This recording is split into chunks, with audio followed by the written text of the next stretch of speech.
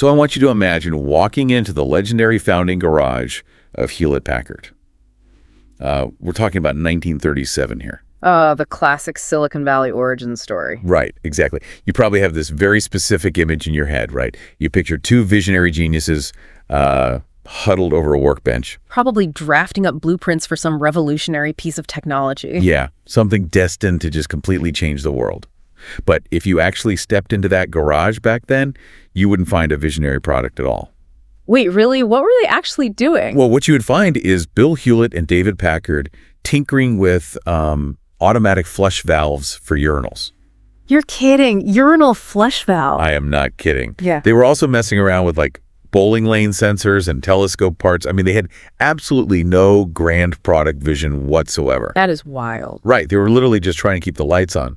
And yet, from those urinal flushes, they somehow built one of the most enduring, influential technology empires in human history. Which, completely shatters everything you are taught in a standard business school curriculum. Oh, absolutely. Because we are so culturally conditioned to worship that myth of the lone genius with the killer idea. We just assume that to build a legendary company, you need this charismatic, larger-than-life CEO. Someone like a Steve Jobs figure. Exactly. And you assume you need a product that just instantly disrupts the market. But the urinals in the HP garage prove that not only are those things unnecessary, they might actually be a massive distraction from what truly creates lasting greatness. It really makes you rethink things. Yeah. Because you've probably noticed that every modern CEO wants to be that next Steve Jobs. Oh, yeah. They want the black turtleneck. The dramatic keynote presentations, the aura of infallible genius. But the massive stack of research we pulled for you today suggests that is actually like the absolute worst way to build a legacy. It is a total trap. So welcome to the Deep Dive. Today, the two of us are tearing down a landmark piece of management research. We're looking at the 1994 study, Built to Last, Successful Habits of Visionary Companies by Jim Collins and Jerry Porras. A really foundational text. It really is. Our mission today is to uncover the architectural secrets of the world's most enduring organizations.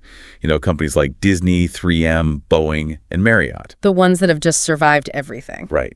But we are not stopping there, because we are also bringing in the fierce modern pushback against this book, specifically Phil Rosenzweig's critique regarding the halo effect. Which is just a fascinating counter-argument. It changes everything. We want to see if these quote-unquote timeless principles are actual scientific facts or if they're just, compelling illusions. So, okay, let's unpack this. The original Stanford University research project. Yeah, the scale of that original project is really what gives this framework so much weight in the business world. It wasn't just a couple of guys guessing. Not at all. Collins and Porras didn't just sit in an ivory tower theorizing. They spent 6 whole years, surveying 1,000 CEOs. 1,000. That is a massive sample size. It is. And they did it to identify a highly exclusive list of just 18 visionary companies. 18 out of 1,000. Right. And to even make the cut, an organization had to have been founded before 1950. Okay, so they had to be old. Very old. They had to have survived multiple life cycles of products and multiple generations of leaders, and they had to have maintained a massive footprint in society. So they couldn't just be a one-hit wonder that faded away. Exactly. But the real genius of their methodology, and this is what separates it from every other airport business book you've ever read, is the paired comparison design. Okay, break that down for us. What is a paired comparison? Well, they didn't just study these 18 winners in a vacuum, because if you only look at winners, you start attributing their success to just completely random traits. Right, like if every successful CEO drinks coffee, you conclude that coffee causes success. Exactly. It's a classic logical fallacy. So to avoid that, they paired every single visionary company with a direct comparison company. Oh, I see. Yeah, they found competitors in the exact same industries, founded in the exact same era, with roughly the same initial resources. So it's an apples-to-apples comparison. Completely. They matched Ford up against General Motors, they matched Marriott against Howard Johnson, they matched Procter & Gamble against Colgate. That is brilliant.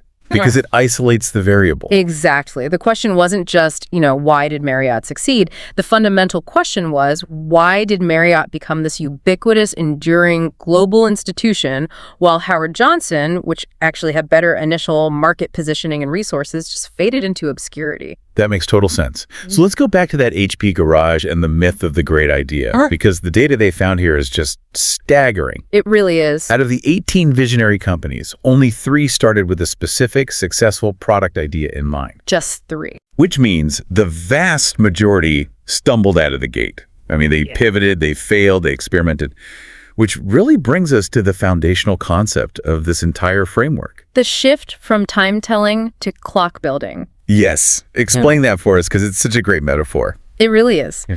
So when you have a charismatic leader with a brilliant, disruptive idea, think of your classic Silicon Valley founder. That person is a time teller. Okay. They are brilliant. If you need to know the time, you go to them and they tell you perfectly. Because they have all the answers. Right. But the mechanical flaw in that organizational design is what happens when that leader leaves or retires or passes away. The company loses its brain. Exactly. The organization suddenly forgets how to tell time. They're completely paralyzed because the entire structure was dependent on the genius of a single individual. It's kind of like, I like to think of it in terms of music. Time telling is like being a brilliant solo musician who plays a beautiful concert. Oh, I like that. But clock building is like inventing a self-playing piano that will continue to compose new, beautiful music long after you've left the room. That is a perfect analogy. Visionary leaders are clock builders. They focus their energy on building the organizational architecture. You know, the culture, the hiring practices, the internal feedback loops. So the system itself does the heavy lifting. Right, so that the company itself becomes the engine of innovation. The company is the ultimate product, not the individual widgets it happens to sell. Which completely flips the role of the founder on its head. Totally. What's fascinating here is that the leaders of these visionary companies almost never fit the stereotype of the high-profile celebrity CEO. They weren't out there giving TED Talks. No, historically they were very quiet, humble, relentless architects. They weren't focused on getting on the cover of Fortune magazine. They were obsessively focused on organizational design. I feel like that actually removes a massive amount of pressure from anyone trying to build something today. It really does. You don't need a lightning bolt of divine inspiration. You just need to focus on building a resilient system. But I want to push back on this system idea for a second. Sure. Because if these clock builders aren't relentlessly focused on pushing a single killer product, what is their central organizing principle? Yeah. I mean, we're constantly told by Wall Street that the sole purpose of a corporation is to maximize shareholder value. Ruthless profit above all else. Right. So how do these visionary companies survive if they aren't bowing to that immense financial pressure? Well, they survive because they reject the core premise of that pressure entirely. The authors call this rejecting the tyranny of the OR. The tyranny of the OR, that's a strong phrase. It is, because the conventional business mindset operates on this false binary. It demands that you choose between stability or R change. It says you must choose between low cost, OR, high quality. Right, you can't have both. And most pervasively, it dictates that you can have a noble social purpose. OR, you can make a massive profit, but you absolutely cannot have both. Yeah, Wall Street usually hates the idea of a social purpose because they view it as like an inefficient use of capital. They just want that capital returned in dividends. Exactly. But visionary companies completely ignore the tyranny of the OR. They operate on what the book calls the genius of the A&D. The genius of the A&D. Yes. They figure out how to be highly idealistic, A&D, highly profitable simultaneously. How is that even possible, though? The key here is the relationship with profit. They do not view maximizing profit as the actual purpose of the organization. They view profit the way a biological organism views oxygen or blood. Oh, I see. It's a survival mechanism. Exactly. Like if I don't have blood flowing through my veins, I will literally die. Profit is the blood of the corporation. Right. But creating blood isn't the point of my life. Right. I don't wake up every morning thinking, how can I maximize my blood production today? That would be a very weird way to live. Yeah. I need blood to live, but I live to do other things. I want to build, to connect, to create. That biological metaphor perfectly captures the concept of core ideology. In this framework, core ideology equals core values plus purpose. More values plus purpose. Got it. A visionary company exists to fulfill its deep purpose, and it makes a massive profit in order to fuel that pursuit. The two forces actually feed each other. Let me pause you right there, though, Because the concept of core values is where my cynical alarms really start ringing. I don't blame you. I mean, I look at corporate America today, and every single Fortune 500 company has a glossy $1 million vision statement framed in their lobby. With a picture of an eagle soaring or something? Yes. And they all say the exact same things: integrity, customer excellence, sustainability, diversity. But we know from looking at their supply chains or their lobbying efforts that these are just public relations exercises. They're just empty words on a wall. Right. So how is the core ideology of a visionary company fundamentally different from just hiring a PR firm to write a nice plaque? The difference lies in operational friction. Drafting a statement is just an administrative task. Any company can print a plaque. But a visionary company operationalizes its values to the point of actual pain. Pain. What do you mean by that? I mean, if a value isn't occasionally costing you money, or forcing you to fire top performers who violate it, or causing you to walk away from lucrative market opportunities, then it is not a core value. It is literally just a marketing slogan. That is a really high bar. Can you give me an example of an organization actually suffering financial friction for a value? Oh, definitely. Look at Johnson & Johnson during the Tylenol crisis in the 1980s. Oh, right. When those bottles were poisoned. Yes. When several people died after someone tampered with Tylenol bottles on store shelves, J&J didn't hesitate. They didn't run a long cost-benefit analysis. They didn't call the lawyers first. No. Their core ideology, which was codified in this document called their credo, explicitly stated that their first responsibility was to the doctors, nurses, and patients using their products. So they just acted on it. They recalled 31 million bottles of Tylenol globally. It cost them over $100 million, and it temporarily destroyed their massive market share. Wow. They didn't do it because it was a clever PR move. They did it because the system was architected to blindly follow the credo, regardless of the quarterly financial devastation it caused. The systemic response really is the key there. It wasn't just a CEO making a heroic choice in a vacuum. The organization was wired to react that way. Precisely. But this brings up a really uncomfortable question for me. Does a company have to have, good or ethical values to be visionary? That's a great question. Because what if a company's deep, authentic core value is something ruthless, like dominating competitors at all costs, or relentlessly prioritizing technical superiority, even if the product is harmful? Well, the data is completely agnostic on morality. The authors found that the actual content of the values doesn't matter nearly as much as the authenticity and consistency of those values. Lily, so the content doesn't matter. Not for the sake of endurance. Two visionary companies can have wildly different, even diametrically opposed ideologies. The defining characteristic isn't what the values are, but how deeply they are embedded. It's about conviction. Yes. The company doesn't bring in a focus group to ask, what does the market want us to value? They look inward and ask, what do we fundamentally believe? Deep down to our toes, even if it becomes a competitive disadvantage. Okay, so having this unshakable bedrock ideology provides immense stability. It is the anchor. Right. But if you have an organization with totally unchanging values, how do you survive in a market that never stops mutating? Right. The world is always changing. Exactly. If you look at technology or consumer tastes or geopolitical shifts, the world is in a constant state of upheaval. If you refuse to change your core, don't you just become a dinosaur? I mean, Blockbuster had a very strong core culture, and they got annihilated by Netflix. This is where we hit the central dynamic of the entire study. This is the mechanism that prevents that dinosaur effect. The authors term it, preserve the core and stimulate progress. Preserve the core and stimulate progress. Think of it as the ultimate yin and yang of corporate architecture. But so it's like you lock down the identity, but you detonate the operations. That is a great way to phrase it. The core ideology is preserved religiously. It is treated as sacred text. However, everything else, and I mean everything, the strategic plans, the operational practices, the specific product lines, the management techniques, it is all subjected to relentless, continuous change and obliteration. So you have to ruthlessly separate who you are from what you do. Exactly. I feel like the biggest trap average companies fall into is confusing a traditional practice with a core value.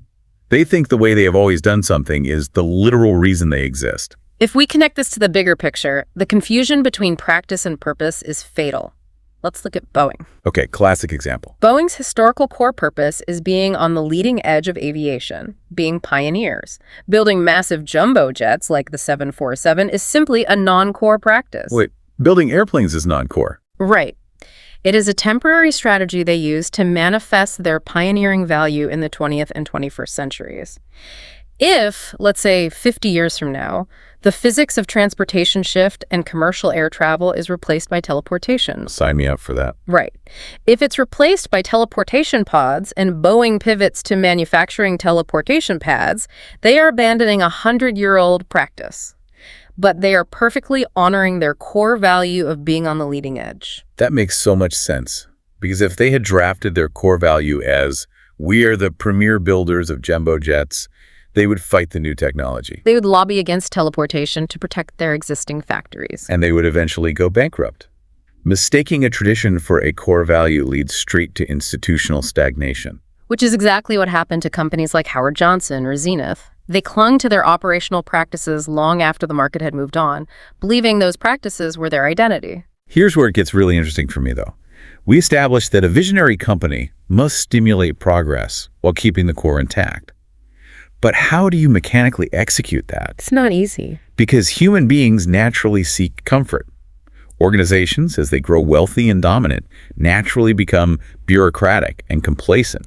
How do you force a massive, comfortable Fortune 500 company to just jump off a cliff and innovate? The research suggests you do it by intentionally terrifying the organization. Intentionally terrifying them? How? You do it through the mechanism of the BAG. The BAG. The big, hairy, audacious goal. I love the visceral nature of that term. A BAG isn't just like a tough sales quota for the next quarter. Oh, no. A BHG is not a strategic plan. It is a massive, daunting 10 to 30-year mission. The psychological requirement of a true BHAG is that it should only have a 50 to 70% probability of success. So it's actually possible you fail completely? Very possible. It must be inherently risky. It must make the executive team sweat. But that level of risk serves as a massive unifying focal point for the entire organization. The ultimate historical example of this, I think, even outside the corporate realm, is John F. Kennedy's 1961 address to Congress. Oh, perfect example. When he challenged the nation to put a man on the moon and return him safely to the Earth before the decade was out. Think about the mechanical reality of that moment. They had no idea how to do it. Right. When JFK set that goal, NASA didn't have the technology. They hadn't figured out the orbital mechanics, the life support, or the material science. They didn't even know if it was physically possible. It was a massive public gamble. But the sheer audacity of the goal aligned hundreds of thousands of people. It aligned brilliant astrophysicists and the janitors, sweeping the launch pad toward one single, undeniable finish line. The psychology of the BHAG is fascinating because it bypasses normal bureaucratic resistance. If Kennedy had said, we are going to incrementally improve our rocket technology by 15% over the next 5 years, people would have just argued over budgets. Committees would have stalled progress. Exactly. Turf wars would have erupted. But when the goal is the moon, the objective is so enormous that petty internal politics are just momentarily eclipsed. It forces everyone to work together. In the corporate world, Boeing utilized this exact mechanism. In the 1950s, Boeing was primarily a military contractor building bombers. Right. They set a BHAG to enter the commercial airliner market. They bet the entire net worth of the company, literally risking total bankruptcy, to develop the 707. Later, they did the exact same terrifying maneuver with the 747. And Microsoft is another perfect example of this.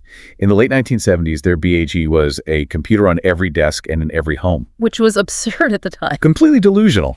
We take that for granted now. But when computers were the size of entire rooms and cost hundreds of thousands of dollars, that was an absolutely laughable goal. But it acted as a North Star for every line of code they wrote. It shaped everything they did. Now, the book actually breaks down how different organizations deploy different flavors of BAGs, right? Mm-hmm. Because a massive gamble like Boeing's doesn't work for, say, a regional retailer. Right. There are 4 distinct categories. The first is the target-oriented BHAG. This is highly quantitative. It's a clear, massive milestone. Give me an example of that. Walmart in 1990 set a goal to hit $125 billion in sales by the year 2000. It provides a highly visible scoreboard for the whole company. Okay, that makes sense. And the second? The second is the competitive BHAG, which is deeply psychological. It's about uniting the tribe against a shared enemy. Oh, like Nike in their early days. Exactly. Their unofficial internal motto was simply crush Adidas. It taps into that primal underdog mentality. When you have a clear enemy, you don't need a complex motivational structure. The desire to defeat the Goliath gets the team's blood pumping every single morning. And the third category? The third is the role model BHAG, which is highly effective for mid-sized companies looking to leap into the big leagues. It is about emulating the prestige of a great firm in a completely different context. Emulating someone else. Yeah. For instance, a defense contractor named Watkins Johnson set a goal to become as respected in 20 years as Hewlett-Packard is today. You borrow the cultural blueprint of an admired company to elevate your own internal standards. That's smart. And the final one? The final category is the internal transformation BHAG. We see this deployed by massive older companies that suddenly realize they're becoming obsolete and need to radically reinvent their DNA. Oh, Heinz is a great example of this. They really are. Because they started as a chemical and brick manufacturer in the 19th century. Most people don't know that. Right. But they set a massive internal transformation goal to pivot and become the world's premier food company. It completely altered the trajectory of their operations and forced them to abandon their legacy industries. But, and this is crucial, there is a massive hidden danger with BHAs. Oh, for sure. Because the sheer force required to achieve them creates a severe vulnerability. What happens the day after the moon landing? Right. This is what the authors call the "we've arrived" syndrome. And it's fascinating because it explains why so many dominant companies suddenly collapse at the exact height of their power. They hit the peak and then just fall off. Yeah. If you spend 20 years pouring every ounce of physical and emotional energy into a massive unifying goal, and you finally hit it, the balloon naturally deflates. If leadership does not immediately set a follow-on BHAG, the organization drifts into a lethal state of complacency. The Ford story illustrates this perfectly. Yes. Let's look at the historical rivalry between Ford and General Motors in the 1920s. Henry Ford set an incredible visionary BHAG to democratize the automobile. A huge goal. He wanted to build a motor car for the great multitude, priced so low that any working person could own one. And he achieved it with a Model T. He revolutionized manufacturing, he put America on wheels, and he captured over 50% of the market. He won.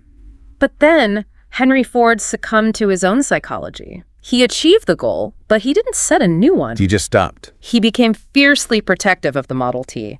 He refused to alter the design or innovate. He famously said customers could have any color they wanted as long as it was black. He stopped being a clock builder and became an authoritarian time teller, desperately protecting his one great idea. Meanwhile, Alfred Sloan takes over General Motors. And Sloan doesn't try to build a better Model T. He invents the concept of the price ladder. Which was revolutionary. A car for every person purpose, from Chevrolet all the way up to Cadillac. And he invents the concept of planned obsolescence, changing the styling of the cars every year so people want to upgrade. GM instituted a completely different organizational architecture. Exactly. While Ford stagnated on his past victory, GM system overtook them. Ford lost its absolute monopoly and nearly went bankrupt in the process. The lesson is brutal. A BHAG only works as an engine of progress if you are willing to replace it the literal moment it is achieved. But think about the sheer mechanical stress of this system. It is immense. You have an organization that refuses to compromise on its core values while simultaneously chasing terrifying high-risk goals. It sounds exhausting. It is. The friction of that combination should logically tear a company apart. How do you keep the identity of the organization from fracturing under that level of intense pressure? Well, you do it by building an impenetrable, uncompromising culture. And this is where the Built to Last framework starts to severely clash with modern workplace sensibilities. Oh, definitely. Because the authors do not sugarcoat this at all. They explicitly state that visionary companies are not universally great places to work for everyone. They describe the cultures of these enduring organizations as overtly cult-like. And cult-like is an incredibly heavy-loaded term to use in academic business research. Very loaded. But it accurately describes the sociological reality of these environments. The rule inside a visionary company is binary. You either fit the core ideology perfectly and flourish, or you are ejected like a virus. Ejected like a virus. Wow. There is no middle ground. The corporate immune system is ruthless. They do not compromise their culture to accommodate a brilliant, high-performing employee who doesn't share the values. They will fire a top salesperson if that person violates the core ideology. I look at the historical data on Disney, especially during the era of Walt Disney himself. It was a completely immersive, authoritarian environment. They had incredibly strict grooming codes. Exactly. The exact length of your hair, the ban on facial hair. They had a sanitized language policy. If you worked at the park and management heard you swear, you could be terminated immediately. It wasn't just a clock in, clock out job. Not at all. You were a cast member in a relentless living performance. Yeah. If you broke character or violated the ideological purity of the park, you were removed. You see the same thing historically with IBM and their mandatory white shirts and company songs. The researchers actually identified 4 distinct mechanisms that construct this cult-like tightness. Okay, what are they? First, there is a fervently held ideology. The employees don't just understand the values, they truly believe their work has moral or historical weight. It's almost religious. Right. Second, intense indoctrination.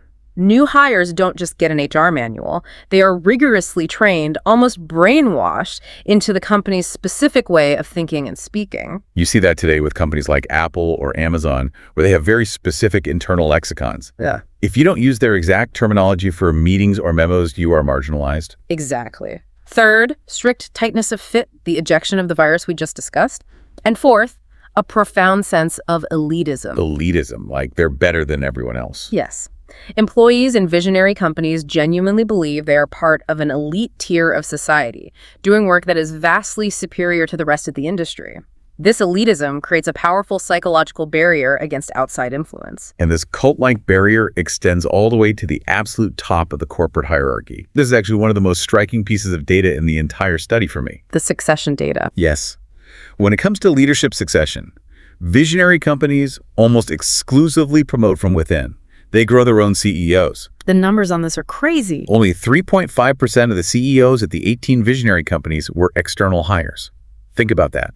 Over a century of history, across 18 massive companies, almost 0 outsiders were ever given the steering wheel. It's unheard of today. Contrast that with the comparison group, the Howard Johnsons and the GMs, where 22.1% of CEOs were brought in from the outside. This data point shatters another massive business myth, the archetype of the savior CEO. Yes. The conventional wisdom is that when a company is stagnating, the board needs to hire a flashy, high-profile executive from a competitor to come in, shake up the culture, and save the day. But biologically, bringing in an outside CEO to a company with a deeply entrenched core ideology is exactly like performing an organ transplant. That's a great way to look at it. The new CEO is the foreign organ. It doesn't matter how healthy or strong that new heart is. If the DNA of the new organ does not perfectly match the DNA of the host body, the corporate immune system is going to attack it. It will reject it entirely. The middle management will reject the new policies, the employees will passively resist the cultural changes, and the system will violently push the outsider out. To maintain an enduring institution, you have to grow your leaders inside the host body so they share the exact same ideological DNA. But we really have to address the massive logical flaw that this creates. Okay, what's the flaw? If you build a cult-like culture where everyone shares the exact same values, where indoctrination is intense, and where you only ever promote leaders from within your own insulated ranks, doesn't that mathematically guarantee an echo chamber? Yes. How do you prevent institutional blindness? It seems like a recipe for catastrophic groupthink, where everyone agrees with each other right up until the exact moment a disruptive competitor bankrupts them. That is the paradox of control. If everyone is wearing the same white shirt and singing the same company's song, who is looking out the window to notice that the market just shifted? Exactly. Who's watching the radar? And the way visionary companies solve this paradox is through the second half of the equation, stimulating progress through evolutionary mechanics. The authors call it corporate Darwinism. The operational mantra is, try a lot of stuff and keep what works. It sounds incredibly unstrategic, honestly. It does. We expect massive corporations to have meticulously planned 5-year strategic roadmaps. But visionary companies understand that you simply cannot predict a chaotic future. So they don't even try. Instead of trying to guess where the market is going, they run thousands of small, decentralized experiments. They mimic biological evolution, massive mutation, natural selection, and retention of the fittest traits. The contrast the book draws between 3M and its competitor, Norton, perfectly illustrates this. 3M recognized that innovation cannot be mandated from the top down, so they created the famous 15% rule. A legendary policy. They told their technical staff that they were expected to spend 15% of their paid working hours tinkering with whatever personal projects they wanted, as long as it had some potential value. They intentionally introduced unstructured chaos into the system. And that willingness to tolerate inefficiency and chaos directly led to massive, unpredictable breakthroughs. The Post-it note is the classic example. Right, the Post-it note. It wasn't on any strategic roadmap. A 3M scientist, Spencer Silver, was trying to create a super strong aerospace adhesive. He failed completely, instead creating an incredibly weak, reusable adhesive. Which sounds useless. For years, it was considered a useless failure. But another employee, Art Fry, realized that this weak adhesive was perfect for keeping his paper bookmarks from falling out of his choir hymnal on Sundays. They married the failed adhesive to yellow scrap paper and birthed a multi-billion-dollar product category. You cannot schedule the invention of the Post-it note in a board meeting. Yeah. It requires a systemic tolerance for failure and mutation. You need room to play. We see the same evolutionary pivot with Johnson & Johnson. They were originally a medical supply company making sterile heavy-duty bandages. But they started noticing a pattern. Customers were writing letters complaining that the harsh medical plasters were irritating their skin. So what did they do? Well, J&J didn't hire a consulting firm to do a massive market study. They just took a small evolutionary step. They started including tiny, soothing packets of Italian talc powder along with the bandages. Just as a little bonus. Yeah. And the customers loved the talc powder so much, they started writing in asking to buy the powder by itself. J&J listened to the market feedback, pivoted their operations, and accidentally birthed the massive consumer products division we know today as Johnson's Baby Powder. That is amazing. They evolved into a consumer giant simply by paying attention to a small mutation in their product line. The underlying philosophy here is vital. To evolve, you must give your people the autonomy to act, and you must structurally accept that mistakes and failures are completely inevitable. If you punish failure, you freeze evolution. But the research reveals a darker side to this constant push for progress. Yeah, it's not all fun and games. It's not just about letting employees happily tinker in labs. Visionary companies are relentlessly, deliberately uncomfortable places to work. Their internal baseline is that good enough never is. They utterly reject complacency. Even when they are dominating the market, they actively sabotage their own comfort by installing what the authors call mechanisms of discontent. Mechanisms of discontent. That sounds ominous. It does. Explain what those are. They are systems engineered to obliterate complacency before external market forces have a chance to do it for you. A visionary company will not wait for a competitor to disrupt them. They will disrupt themselves. Give me an example of that. For example, Procter & Gamble is famous for fostering intense, almost gladiatorial internal competition between its own brand managers. They will have two different P&G laundry detergents fighting each other for shelf space and market share as fiercely as they fight rival companies. Or look at the technology sector. A visionary tech company will deliberately cannibalize its own highly profitable, market-leading product line just to force its engineers to invent the next generation. Like Apple with the iPhone. Yes. Apple releasing the iPhone fundamentally cannibalized their massive iPod business.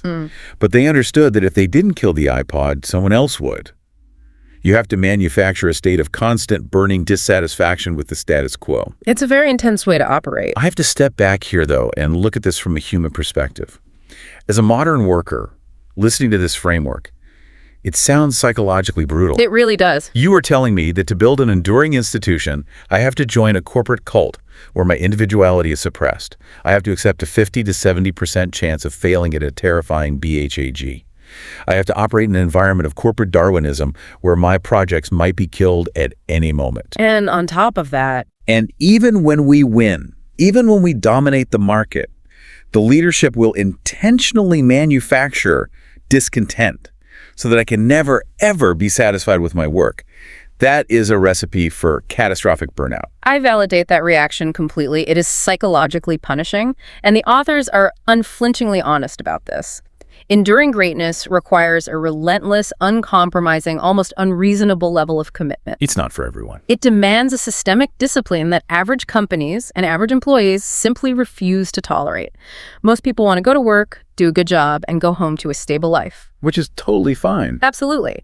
But visionary companies demand all-consuming alignment. That is precisely why there are only 18 of them on the list. Average companies remain average because they choose comfort over the brutal mechanics of endurance. So when Built to Last was published in 1994, Collins and Porras presented this incredibly tight framework. Clock building, the genius of the A&D, BHAGs, cult-like cultures, mechanisms of discontent. It was a sensation. It read like a flawless, empirically proven blueprint for corporate immortality. The business world treated it like a newly discovered law of physics. If you pull these levers, your company will outlive your grandchildren. But is it actually true? Right. Or, as human beings who crave narrative order in a chaotic world, are we just being tricked by our own desire for neat, tidy business stories? Because over the last few decades, a massive wave of critical pushback has targeted the foundational science of this book. This is where the deep dive gets incredibly complex because we have to interrogate the methodology itself. Did Collins and Porras actually discover the genetic code of success, or did they fall victim to a massive statistical illusion? And the most devastating critique of this methodology comes from Phil Rosenzweig, a business school professor, in his book, The Halo Effect. I am so glad we're talking about this. I want to spend significant time on the halo effect because understanding this cognitive bias completely changes how you read business journalism. Break down the mechanics of the halo effect for us. So, the halo effect is a well-documented psychological heuristic. It's a cognitive bias where our overall impression of a person, a brand, or a company unconsciously influences how we evaluate their specific individual traits. Okay, so it clouds our judgment. Exactly. In the context of business, the dominant halo is financial performance. Rosenzweig argued that when a company is highly profitable, growing rapidly, and making its shareholders rich, we naturally assume that everything happening inside that company must be brilliant. We throw a golden halo over them. Right. We throw a golden halo over their management, their strategy, and their culture. We basically reverse engineer the brilliance. Yeah. Because the stock price is up, we assume the CEO is a genius, the culture is visionary, and the strategy is flawless. Exactly. But it's an illusion of causality. Rosenzweig called it the delusion of rigorous research, because Collins and Porras didn't study these companies in real time as they were growing. They look backward. They gathered their data retrospectively. They looked back through decades of history, relying heavily on business press articles, magazine profiles, and retrospective interviews to determine what the culture was like. Oh, I see the problem. Right, that historical data was already heavily tainted by the halo effect. This is the crux of the problem with business journalism. Let's look at the tech boom in the late 1990s with a company like Cisco. When Cisco's stock was doubling every year, the business press wrote glowing cover stories praising their aggressive, hyper-competitive culture. They called them visionaries. They called it visionary, focused, and agile. They praised the CEO's relentless drive. But when the dot-com bubble burst and Cisco's stock plummeted, those exact same business magazines wrote articles analyzing the exact same culture, but now they called it toxic, rigid, arrogant, and stagnant. The internal culture at Cisco didn't radically change overnight. Not at all. What changed was the financial environment. The stock price dropped, the halo vanished, and suddenly the exact same behaviors that were praised as cult-like focus were condemned as authoritarian groupthink. So, Rosenzweig's critique suggests that Collins and Porras didn't actually find practices that caused high performance. They simply identified the practices that highly profitable companies are typically praised for because they are already highly profitable. It's circular logic. We naturally want to explain massive financial success with simple, controllable variables like strong core values or visionary leadership. It makes the world feel predictable. But markets are infinitely complex, driven by macroeconomic forces, technological shifts, and profound amounts of luck. The halo effect implies that much of Built to Last might just be storytelling. But Rosenzweig points out an even harsher mathematical reality, which he calls the delusion of lasting success. The regression to the mean? Yes. The deeply uncomfortable truth of capitalism is that success is not a permanent state. Almost all high-performing companies eventually regress to the mean. You cannot engineer immortality because the market is a chaotic system that actively works to destroy monopolies and erode advantages. And if we look at the empirical evidence, If we track the 18 visionary companies in the decades after the book was published in 1994, the data really supports Rosenzweig's skepticism. A lot of them fell hard. Many of the companies held up as immortal paragons of management faltered heavily. Motorola, which was praised for its relentless innovation, completely missed the smartphone revolution and was broken up.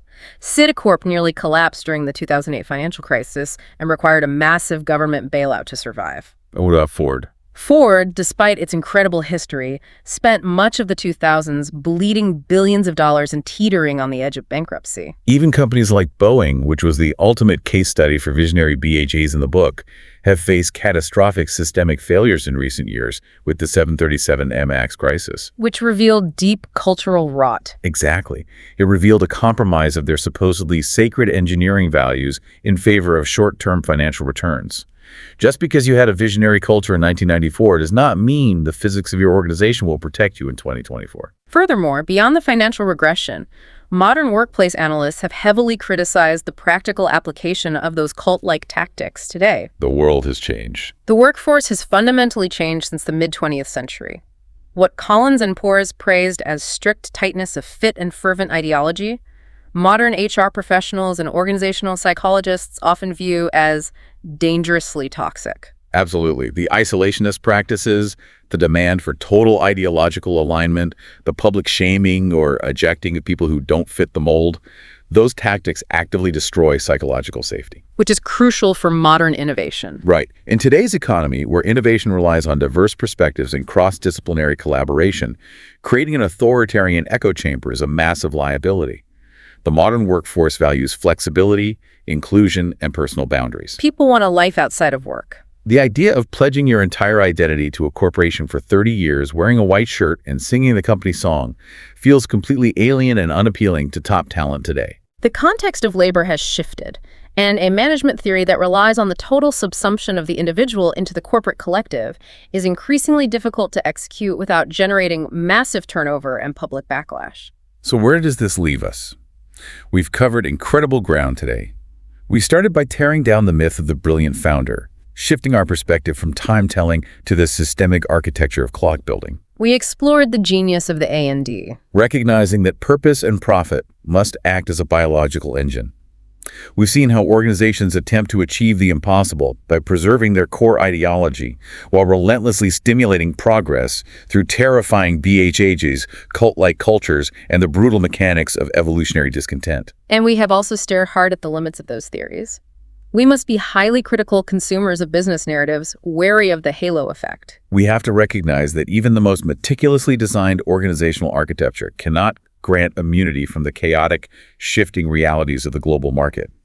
Regression to the mean is a powerful force. Nothing lasts forever. I think the ultimate takeaway is that Built to Last may not offer an infallible, magical law of physics for corporate immortality. The promise of the title might be an illusion. But the concepts inside the book, the tension between preserving who you are and completely revolutionizing what you do, the understanding that an organization must be designed to survive the departure of its founder, these remain some of the most profound tools for strategic design ever codified. It really is a masterclass in organizational thinking. It is a framework that forces leaders to stop obsessing over the next quarterly earnings report and ask the terrifying question of what kind of institution they are actually building. But it comes at a severe cost. It does. What? We've seen that building an organization designed to outlast you requires creating an internal culture of constant discomfort, cult-like adherence, and relentless grinding pressure. It requires demanding that good enough never is, and structurally enforcing that dissatisfaction every single day. It's a heavy burden. So I leave you with this final thought to mull over as you look at your own career or the company you are trying to build. If relentless discomfort, strict conformity, and the constant threat of ejection are the true prices of building an enduring institutional legacy, is the toll it takes on the human beings inside the machine actually worth it?